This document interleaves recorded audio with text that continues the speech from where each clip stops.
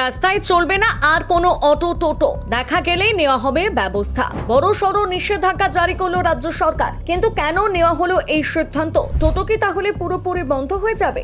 যারা টোটো চালিয়ে জীবিকা নির্বাহ করেন তাদের ভবিষ্যৎ কি? কবে থেকেই বা জারি হবে এই নির্দেশিকা জানুন।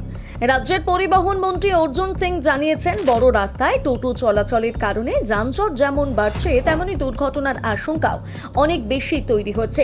বিশেষ করে হাইওয়ে বা এক্সপ্রেস ওয়ের মতন দ্রুতগতির রাস্তায় ধীরগতির টোটো চলার ফলে বাস, ট্রাক এবং অন্যান্য ভারী গাড়ি সমস্যার মুখে পড়ছে। শুধু তাই নয়, অনেক ক্ষেত্রে দুর্ঘটনার ঝুঁকিও বেড়ে যাচ্ছে। এই কারণে রাজ্যের সমস্ত জেলা শাসক এবং পুলিশ সুপারদের কাছে ইতিমধ্যে নির্দেশ পাঠানো হয়েছে। যদি কোনো টোটোকে বড় রাস্তা, হাইওয়ে কিংবা এক্সপ্রেস ওয়েতে চলতে দেখা যায়, তাহলে আইন অনুযায়ী ব্যবস্থা নেওয়া হবে। আর 1 সেপ্টেম্বর থেকে নিষেধাজ্ঞা লাগু হবে। তবে পরিবহন মন্ত্রী স্পষ্ট জানিয়ে দিয়েছেন, সরকার টোটোর বিরুদ্ধে নয়। তিনি বলেছেন, টোটো চলুক, তাতে আমাদের কোনো আপত্তি নেই, কিন্তু প্রধান সড়কে টোটো চলার কারণে বড় বড় বাস এবং অন্যান্য যানবাহনের চলাচল ব্যাহত হচ্ছে। তাই যানজট ও দুর্ঘটনা রুখতে এই সিদ্ধান্ত নেওয়া হয়েছে। অর্থাৎ টোটো পুরোপুরি নিষিদ্ধ হচ্ছে না, নিষেধাজ্ঞা শুধুমাত্র বড় এবং দ্রুতগতির রাস্তাগুলোর জন্য।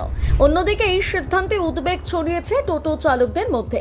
এখন সবচেয়ে বড় প্রশ্ন হলো, এই নির্দেশ কার্যকর হওয়ার পর টোটো চালকদের জন্য কি কোনো বিকল্প রুট নির্ধারণ করা হবে, নাকি শুধুই নিষেধাজ্ঞা জারি করে দায়িত্ব শেষ করবে প্রশাসন?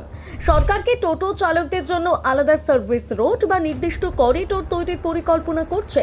এই প্রশ্নগুলোর উত্তর এখনো স্পষ্ট নয়। তবে একটা বিষয় পরিষ্কার, আগামী দিনে রাজ্যের বড় বড় রাস্তায় টোটো দেখা গেলে প্রশাসন অনেক বেশি কড়া অবস্থান নিতে পারে। তাই টোটো চালকদের নতুন নিয়ম সম্পর্কে সতর্ক থাকতে হবে।